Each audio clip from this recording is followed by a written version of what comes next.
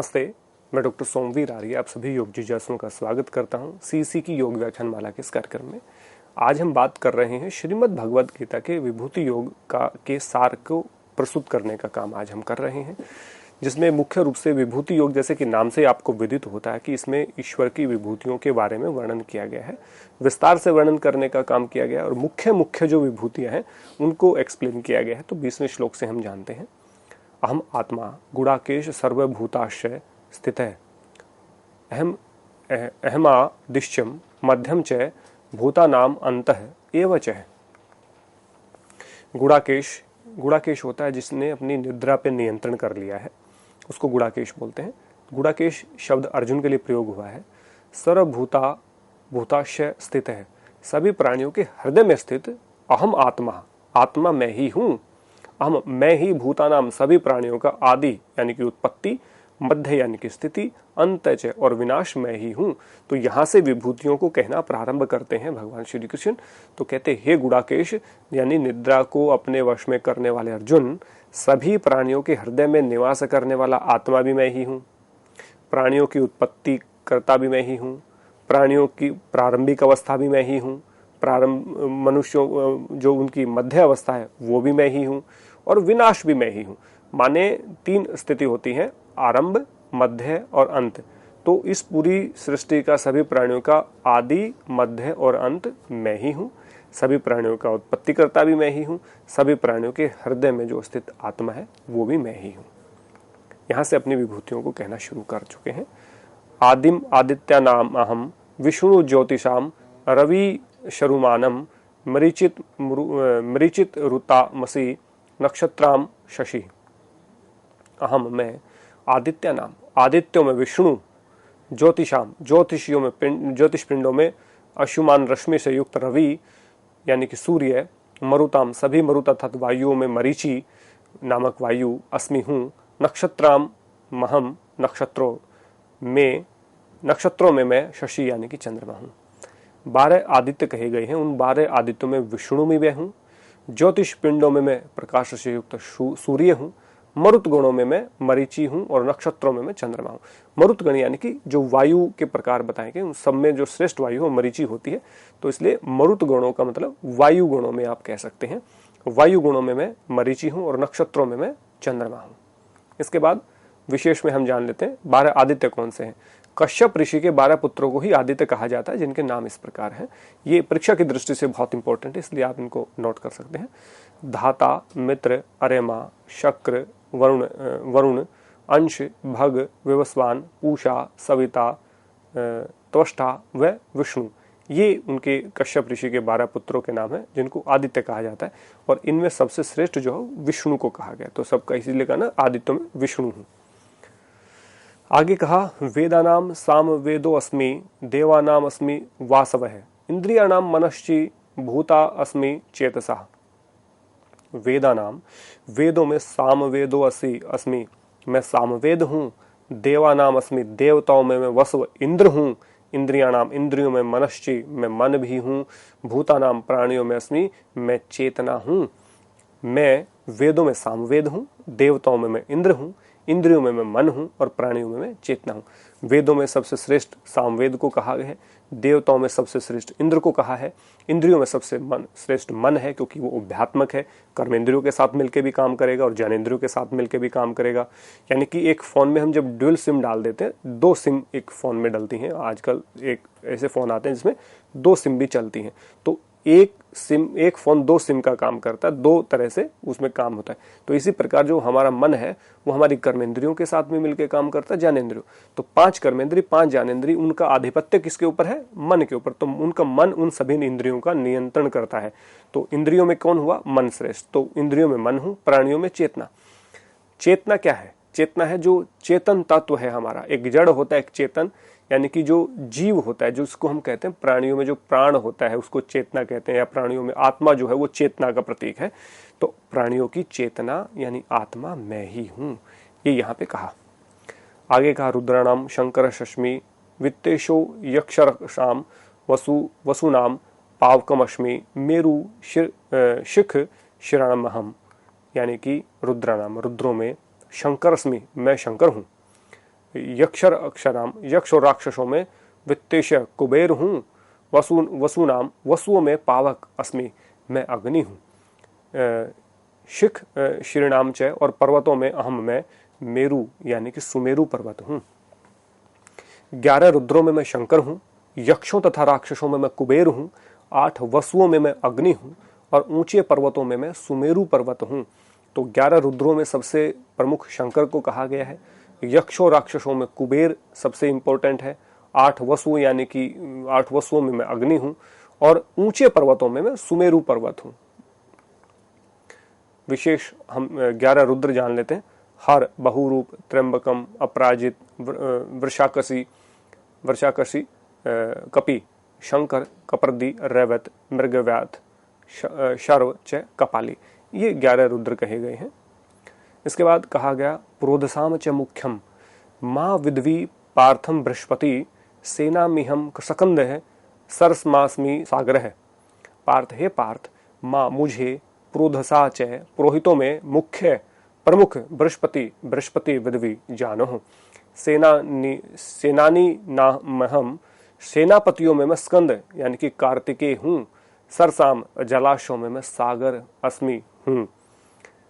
हे पार्थ, पुरोहितों में मुझे मुख्य पुरोहित बृहस्पति, सबसे मुख्य पुरोहित कौन है? बृहस्पति जानो। सेनापतियों अथवा सेना नायकों में मैं कार्तिकेय हूँ, कार्तिकों का सबसे सफल सेनापति माना जाता है, और जलाशयों में मैं सागर हूँ। जल का आशय एक झील होती है, तालाब होता है, अलग अलग नदियां होती हैं, तो जल के आशय यानी कि जहाँ पे जल को का स्रोत हो, उन सब में सबसे प्रमुख क्या होता है? सागर, क्योंकि सागर का जल जो है अनंत होता है। तो जलाशयों में मैं सागर हूँ। महर्षिणाम भृंगुरम, गिरम अस्मे अक्षरम, यज्ञानाम जपोयस्मि, स्थावरणाम हिमालय। अहम, मैं, महर्षिणाम, महर्षियों में, भृगु ऋषि हूँ, अस्मि हूँ, गिराम, शब्दों में, एक अक्षरम, अस्मि, मैं ओमकार हूँ, एक अक्षर यानी ओंकार हूँ, यज्ञानाम, यज्ञों में, जपो यज्ञो अस्मि, मैं जप रूप यज्ञ हूँ, स्थावरणाम, स्थावर अर्थात अचल होने वाले पदार्थ यानी कि जो अपने स्थान से नहीं हिलते, हिमालय अस्मि, उनमें मैं हिमालय हूँ। तो महर्षियों में मैं भृगु हूँ, शब्दों में मैं ओंकार हूँ, सभी यज्ञों में मैं जप यज्ञ हूँ, अचल अथवा स्थिर रहने वालों में मैं हिमालय पर्वत की तरह स्थिर और अचल रहने वाला हूँ। इसके बाद का अश्वत्थ है, सर्व वृक्षाणाम देव ऋषियाणाम च नारद, गंधर्वाम चित्ररथ सिद्धानाम कपिलो मुनि। इंपॉर्टेंट है, इनको भी आप नोट करें। सर्व वृक्षाणाम, सभी वृक्षों में, अश्वत्थ है, पीपल हूँ, देव ऋषिणाम च, और देव ऋषियों में नारद मुनि हूँ, गंधर्वाम, गंधर्वों में मैं चित्ररथ हूँ, सिद्धानाम, सिद्धों में मैं कपिल मुनि हूँ। व्याख्या, सभी वृक्षों में श्रेष्ठ किसको माना गया है? जो सनातन जो धर्म है उसमें उसको मानने वाले, जो इंडियन फिलोसफी के अकॉर्डिंग पीपल को सबसे पवित्र माना गया है। तो सभी वृक्षों में मैं पीपल हूँ, देव ऋषियों में मैं नारद हूँ, गंधर्वों में सबसे मजबूत और सबसे तगड़ा जो रथी महारथी था वो चित्ररथ है, तो उसमें गंधर्वों में मैं चित्ररथ हूँ, तथा सभी सिद्धों में मैं कपिल मुनि हूँ। कपिल मुनि सभी दर्शनों में सबसे पहले जिन्होंने सांख्य दर्शन को लिखा, तो सांख्य दर्शन के जो रचयिता है महर्षि कपिल है, तो कपिल मुनि हूँ। तो सबसे पहला जो दर्शन भी है वो भी हमारा सांख्य ही है। उच्च सर्वस्माणाम विधि माम मृत्योद्भवम, एरावतम गजेंद्राणाम नराणाम च नराधिपमम। अश्वनाम, घोड़ों में, माम, मुझे, अमृतोद्भवम, अमृत से उत्पन्न, उच्च सर्वस्वम, उच्च सर्वा नामक घोड़ा, गजेंद्राणाम, हाथियों में, एरावतम, एरावत, नराणाम च, और मनुष्यों में, नरधिपम, मुझे राजा विद्वी जानो हो। व्याख्या, घोड़ों में मुझे अमृत से पैदा हुआ उच्च शर्वा नामक अश्व, हाथियों में मैं एरावत, और मनुष्यों में मुझे राजा समझो।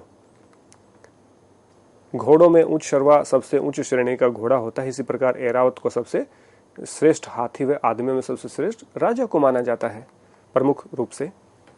इसके बाद 28वें श्लोक में कहा, आयुधानाम, अस्त्रों में, अहम, मैं, वज्रम, वज्र हूँ, धेनु नाम, धेनुओं में, कामधुक, कामधेनु अस्मि हूँ, प्रजन है, प्रजा का उत्पादक, कंदर्प है, कामदेव अस्मि, मैं ही हूँ, सर्पाणाम च, और सर्पों में वासुकी अस्मि, मैं वासुकी हूँ। सभी अस्त्रों में मैं वज्र हूँ, वज्र जो होता है जो कभी टूटता नहीं है, सबसे मजबूत चीज को वज्र कहते हैं। गायों में मैं कामधेनु गाय हूँ जो हमेशा दूध की उत्पत्ति की पूर्ति करती है। सनातन पैदा करने वाला कामदेव भी मैं ही हूँ, संतान पैदा करने वाला। और सर्पों में सर्पराज वासुकी भी मैं हूँ।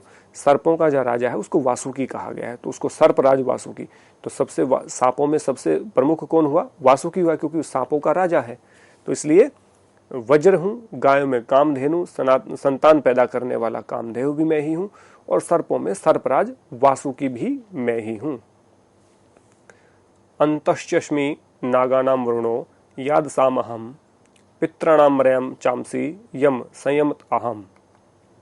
नागानाम, नागों में, अनंत अस्मि में अनंत हूँ। याद सामचे, और जलचरों में, अहम वरुण, मैं जल देवता वरुण हूँ। पितृणाम, पितरों में, अरेमा, अरेमा अस्मि हूँ। संयमात च, और नियमों में अहम मैं यम हूँ।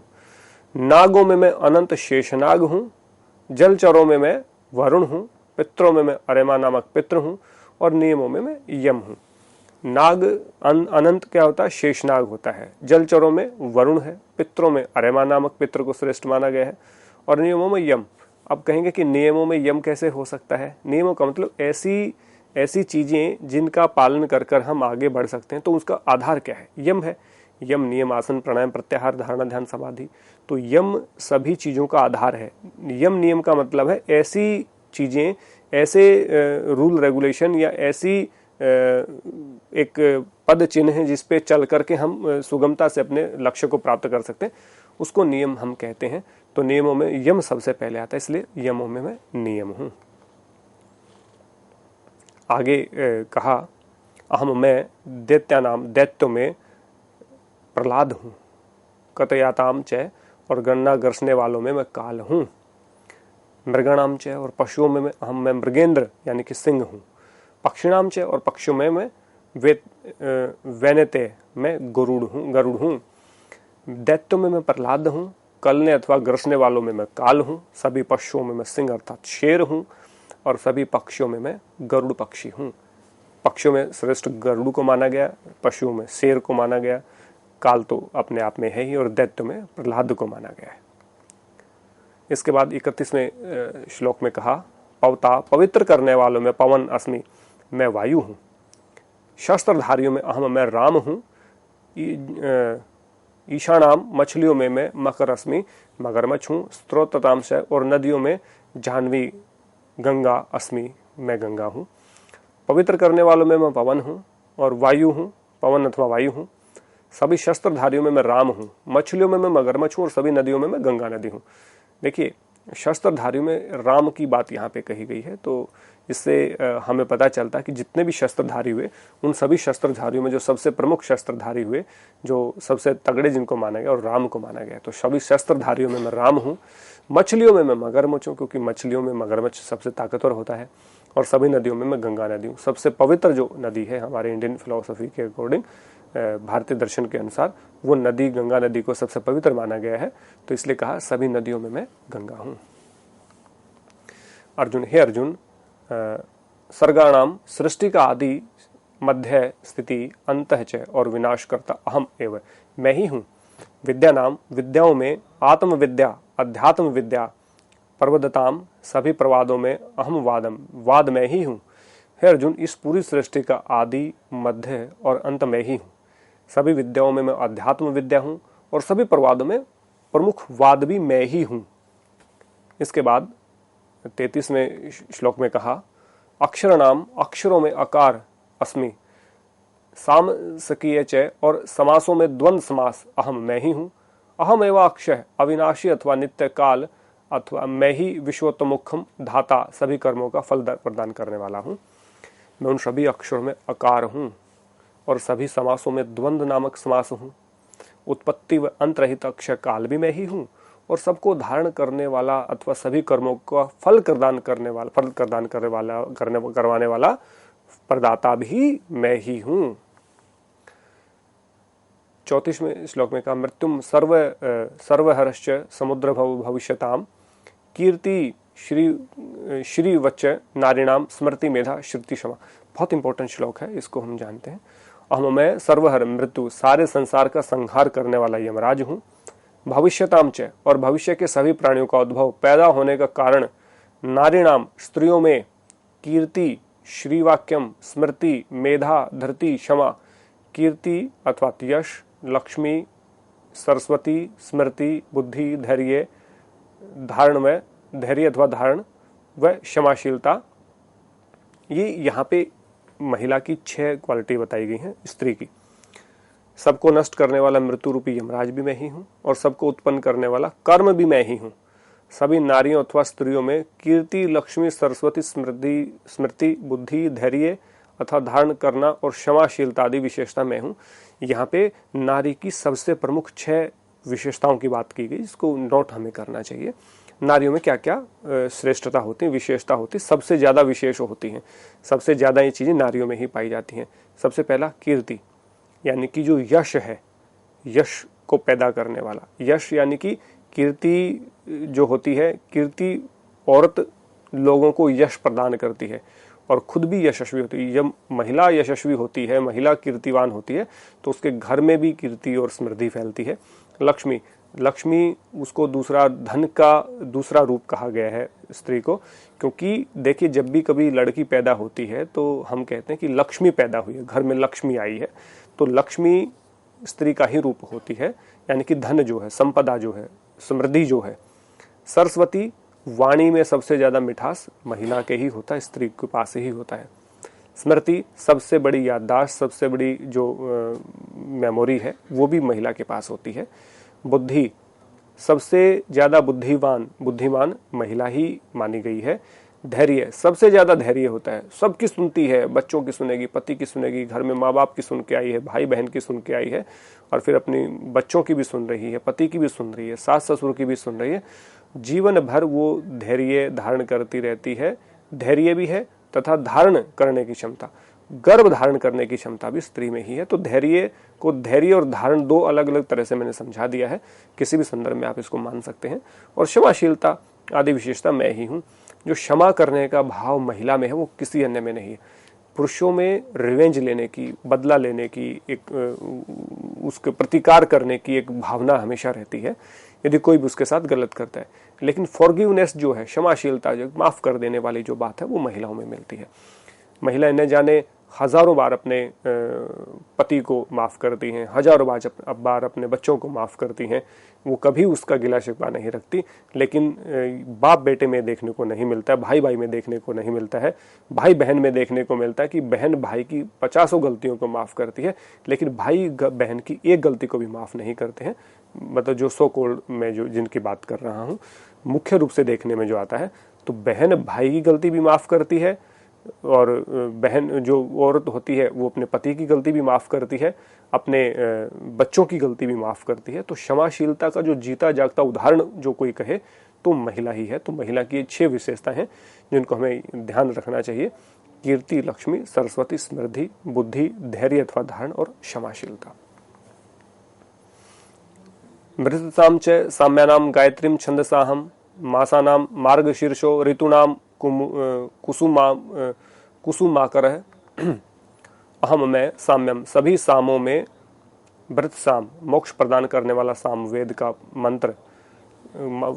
मंत्र, छंद साम, छंदों में गायत्री मंत्र, तथा मासा नाम, मासों में अहम मैं मार्गशीर्षो, मार्गशीर्ष नामक मास हूँ, ऋतु नाम, ऋतु में कुसुमाकर है, वसंत हूँ, मैं सामवेद में मोक्ष प्रदान करने वाला मंत्र हूँ, छंदों में मैं गायत्री मंत्र भी मैं ही हूँ, महीनों में मार्गशीर्ष भी मैं ही हूँ, और ऋतुओं में वसंत ऋतु भी मैं ही हूँ। इसके बाद 36वें श्लोक में कहा, अहम मैं छलयताम, छल अथवा धोखा देने वालों में धूतम अस्मि, छल हूँ, तेजस्वी नाम, तेजस्वियों में तेज हूँ, अस्मि में हूँ, अहम मैं जयो असि, जय जय जय अर्थात विजय हूँ, व्यवसाय अस्मि, निश्चय करने वाले पुरुषों में उद्धम सत्वताम, सात्विक व्यक्तियों में सत्व अस्मि, सत्वगुण में ही हूँ। छल करने वालों में तो धूत अथवा जुआ हूँ। छल करने वाला, धोखा किस में मिलता है? जुआ खेलने में। जुआ जब कोई व्यक्ति खेलता है तो उसमें छल ही प्राप्त होता है, छल ही, यानी कि आपको ठगा ही जाता है। आज तक विश्व में कोई व्यक्ति ऐसा नहीं है जो कह दे कि मैंने जुए के बलबूते अपना एम्पायर खड़ा किया, या मैंने अपने तरक्की की है, उन्नति की है, या पैसा कमाया है। एक भी व्यक्ति आपको उदाहरण के रूप में चोरी करने वाला, जुआ खेलने वाला या ऐसा नहीं मिलेगा। जिसने चोरी करी हो, जुआ खेला हो और वो व्यक्ति अमीर हो, वो व्यक्ति हमेशा गरीब होता है, मानसिक रूप से भी और आर्थिक रूप से भी। तो इसलिए छल करने वालों में दूत अथवा जुआ भी मैं ही हूँ, सबसे तगड़ा होता है, यानी कि इससे बड़ा धोखा कोई नहीं हो सकता। और तेजस्वियों में मैं तेज हूँ, विजेताओं में मैं विजय हूँ, निश्चय करने वालों के में मैं निश्चय हूँ, और सत्वशीलों में मैं सत्वगुण का प्रतिनिधित्व करता हूँ। श्लोक 37 में कहा, अहम मैं वृणीषीणाम, वृषि वंश में यानी कि वासुदेव अस्मि, मैं वासुदेव हूँ। पांडवा नाम, पांडवों में मैं धनंजय अर्जुन हूँ। मुनि नाम अपि, मुनियों में मैं व्यास यानी कि वेद व्यास हूँ। कवि नाम, कवियों में मैं उष्णा कवि, कवि शुक्राचार्य अस्मि, मैं ही हूँ। यानी कि यादव वंश में मैं वासुदेव हूँ, कृष्ण हूँ। पांडवों में मैं अर्जुन हूँ, मुनियों में मैं वेद व्यास हूँ, और कवियों में मैं शुक्राचार्य। सभी कवियों में शुक्राचार्य जी को श्रेष्ठ माना गया, मुनियों में वेद व्यास जी को माना गया है।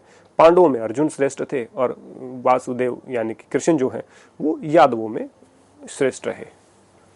इसके बाद दंडो दमयंतीमस्मि, नीतिर्षमि जिगित्साम, मौन चस्मि गुह्या नाम जानम जातवाहम।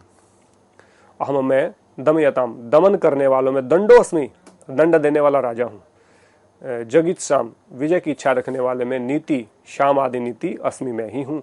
गुह्या नाम, गोपनीय विषयों में मौन एवं चाहे मौन भाव, जानवताम, और जानवानों में जान अस्मि, मैं ही हूँ। बहुत इंपॉर्टेंट बात यहाँ पे कही, दमन करने वालों में, दमन कौन करता है? राजा करता है, जो दंड देने का अधिकार रखता है।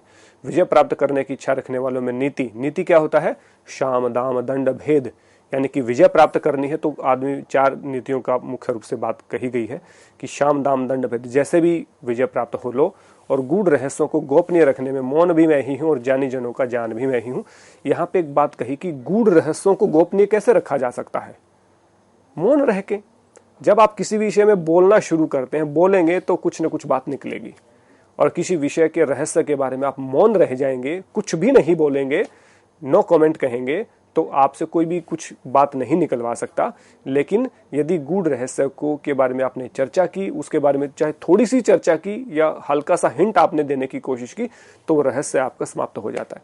तो रहस्य को रहस्य रखना है तो मौन सबसे बड़ी युक्ति है। ये हम सबको सोचना चाहिए कि किसी के सीक्रेट को, किसी की गोपनीय चीज को, किसी की गोपनीय बात को, किसी की गोपनीय जो जानकारी होती है उसको गुप्त रखने का सबसे बड़ा सशक्त माध्यम क्या है? मौन हो जाना, कोई चर्चा ही ना करना। अर्जुन, हे अर्जुन, यत च अपि, और जो भी कुछ, सर्वभूता नाम, सभी प्राणियों का बीजम, उत्पत्ति का कारण, तत् यह अहम एवं मैं ही हूं। मया विना, मेरे बिना, यत जो, तत् वह, चर अचरम, जड़ और चेतन, भूत पदार्थ, न अस्ति, कोई भी नहीं है। यहाँ का हे अर्जुन, जगत में व्याप्त सभी प्राणियों की उत्पत्ति का आधार भी मैं ही हूं। इस पूरे ब्रह्मांड में एक भी ऐसा प्राणी नहीं है जिसका मेरे बिना कोई अस्तित्व हो। अतः सबका आधार अथवा मूल मैं ही हूं, मैं मूल रूप में मैं ही हूं। 40वें श्लोक में कहा, परंतप, हे परंतप, मम, मेरी, दिव्या नाम, दिव्य विभूति नाम, विभूतियों का अंत, अंतन अस्मि, अस्ति नहीं है। एषतु, लेकिन, विभूते, विभूतियों का विस्तार मैं, मेरे द्वारा उद्देश्य सार रूप में प्रोक्तम कहा गया है। कहा गया, हे परंतप अर्जुन, मेरी दिव्य विभूतियों के विस्तार का तो कोई अंत ही नहीं है। ये तो अनंत है, अंतहीन है, अर्थात मेरी विभूतियां अनंत हैं। यहां पर मैंने अपनी विभूतियों का सार रूप में वर्णन किया है। अब आप कहेंगे कि एक बार तो आप कह रहे हैं कि विस्तार से वर्णन कर दीजिए, फिर आप कह रहे हैं कि सार रूप में वर्णन किया गया। जो विभूतियों का वर्णन 7वें, 8वें, 9वें अध्याय में संक्षिप्त रूप से भगवान श्री कृष्ण ने कहीं कहीं पे छिटपुट बातों में कहा, उसको कहा कि विस्तार से बताइए। तो अध्याय के आरंभ में ही भगवान श्री कृष्ण ने क्लियर कर देते हैं कि देखो, मेरी विभूतियां तो अनंत हैं, उनका कोई अंत तो है नहीं। माने मैं पूरी कहता रहूं तो खत्म ही नहीं होंगी। तो जिसको अंत ही नहीं है उसको कितना ही कह लो। वो कहते हैं ना, बात को कितनी बड़ी कर लो। हम एक बार जनरली बात कहते हैं ना कि बात को कितना ही बढ़ा लो और बात को कितना ही छोटा कर लो। बात को छोटे करने का मतलब है कि चलो भाई, जिसने जो कर दिया उसको भूल जाओ और आगे का सूद लो, भाई पिछली बात को भुला दीजिए। और बात का यदि बतंगड़ बनाना है, बात का यदि और भी उसको रबड़ बनाना है, तो बात से बात निकलेगी, बात से बात निकलेगी, उसने ये कहा, उसने ये कहा, उसने ये नहीं कहा तो मैंने ये कह दिया, उसने ये नहीं कहा होता तो मैं ये नहीं करता, वो ये नहीं करता तो मेरे से ये नहीं होता। तो कितनी ही बातें कर लो, एक बात पर आप 10 दिन बहस कर सकते हो, क्योंकि उसका कोई अंत नहीं है। तो कहा कि ऐसे ही मेरी विभूतियों का भी कोई अंत नहीं है, वो एक से एक, एक में से एक, दूसरी से दूसरी, तीसरी से तीसरी निकलती ही रहेगी। तो इसलिए कहा मेरी विभूतियां अनंत हैं। तो फिर उनको सार रूप में क्यों कहा? सार का मतलब यहां मुख्य रूप से है कि मुख्य मुख्य विभूतियां तो मैंने कह दी, उन मुख्य मुख्य विभूतियों का विस्तार से वर्णन कर दिया और संक्षिप्त का वर्णन 7वें, 8वें, 9वें अध्याय में कर ही चुके हैं। 41 नंबर श्लोक, विभूति मत ऐश्वर्य से युक्त, श्रीमत लक्ष्मी से युक्त, अथवा बहुत प्रभावशाली यत यत सत्व, जो जो वस्तुएं हैं, यत तत्त उन उनको, मम मेरी, तेजो अस्म संभवम, तेज की अंश से उत्पन्न, अवगच्छ समझो। जो भी मनुष्य अथवा पदार्थ ऐश्वर्य, कांति व शक्ति से युक्त है, उन सभी को तुम मेरी विभूति अथवा प्रभाव से युक्त अथवा उत्पन्न समझो। यानी कि जो जो ऐश्वर्य की चीजें हैं, कांति यानी कि चमक है, शक्ति से जो युक्त है, वो क्या है? वो ईश्वर है, वो ईश्वर की विभूतियां हैं। जो ऐश्वर्य जहां भी दिख रहा है, जिसको हम कहते हैं कि बहुत आनंद है, या कांति की बहुत प्रभावशाली है, शक्ति से युक्त है, चमक है, वो सभी की सभी ईश्वर की विभूतियां हैं, उनको या उनसे प्रभाव से उत्पन्न होती हैं। अंतिम श्लोक में क्या कहा? अथवा या अर्जुन, हे अर्जुन, एतेन इन बहुता जातेन, अनेक रूपों में जानने से तब तुम्हारा ही क्या प्रयोजन अथवा उद्देश्य है? अहम मैं इदम, इस कर्तसन सारे जगत संसार को एक अंश से विष्टभ्यम धारण करके स्थित अवस्थित हूं। यहां पे बड़ी बात कही, कहा कि हे अर्जुन, तुम मेरी विभूतियों को और विस्तार से जानकर क्या ही करोगे, क्योंकि ये तो अनंत है। बस तुम एक बात को सार रूप में समझ लो कि इस संपूर्ण जगत को मैंने अपनी योग शक्ति के मात्र एक अंश से धारण किया है। एक अंश क्या होता है? ऐसा टुकड़ा जिसके और टुकड़े ना किए जा सके। हम जैसे कहते हैं 100%, उसका 1% होता है, उस 1% का भी जो एक अंश होता है, यानी कि उसका जो पॉइंट जिसको और तोड़ा ना जा सके, जिस संख्या को, उस एक अंश से इस पूरी सृष्टि को धारण किए हुए जगत को। तो आप समझ लो कि मैं क्या हूं। तो ईश्वर ने कहा कि मैं अपनी इस संपूर्ण जगत को मैंने अपनी योग शक्ति के मात्र एक अंश से धारण किया हुआ है। एक अंश का मतलब आप समझ लो कि जब 100 का 1% होता तो एक होता है, और उस एक के इतने टुकड़े कर दो कि उसका कोई टुकड़ा ही ना हो सके, उससे नीचे वो जा ही ना सके। जिस प्रकार से समय का हम कहते हैं ना, पल से नीचे कोई नहीं, क्षण जिसको हम कहते हैं, क्षण से नीचे कोई टुकड़ा ही नहीं है। जैसे हम दिनों को घंटे के मिनट हम करते हैं, मिनट के सेकंड हम करते हैं, सेकंड के पॉइंट्स हम करते हैं, पॉइंट का भी जो क्या है वो क्षण होता है। तो इस प्रकार कहा कि ये संपूर्ण जो सृष्टि है, जगत है, मेरी योग शक्ति के मात्र एक अंश से मैंने इसको धारण किया, इसलिए बाकी विभूतियों को जानकर क्या ही करोगे। इस प्रकार कह करके इस अध्याय का अंत करते हैं भगवान श्री कृष्ण। विभूति योग बहुत ही सुंदर अध्याय। तो विभूति योग में हमने विस्तार से जाना कि परमात्मा की क्वालिटी क्या क्या है। तो परीक्षा की दृष्टि से बहुत लोगों को याद करने की आवश्यकता है कि किस प्रकार से सेनापतियों में कार्तिकेय, या उसमें आदित्यों में विष्णु श्रेष्ठ है, सर्पों में वासुकी है, किस प्रकार से गंधर्वों में चित्ररथ है। इस प्रकार से जो मेन जो चीज़ें कही उनको याद करने की जरूरत है। कवियों में शुक्राचार्य किस प्रकार हैं, और मुनियों में किस प्रकार से वेद व्यास जी हैं, इन सबको याद करने का और आप नोट्स बनाने का आपकी ज़रूरत है, ताकि आप गीता से संबंधित परीक्षा में उत्तीर्ण हो सको। इसी आशा और विश्वास के साथ आगामी व्याख्यान को लेकर के जल्द ही आपके सामने उपस्थित होते। तब तक के लिए आप सबका बहुत बहुत धन्यवाद। नमस्ते।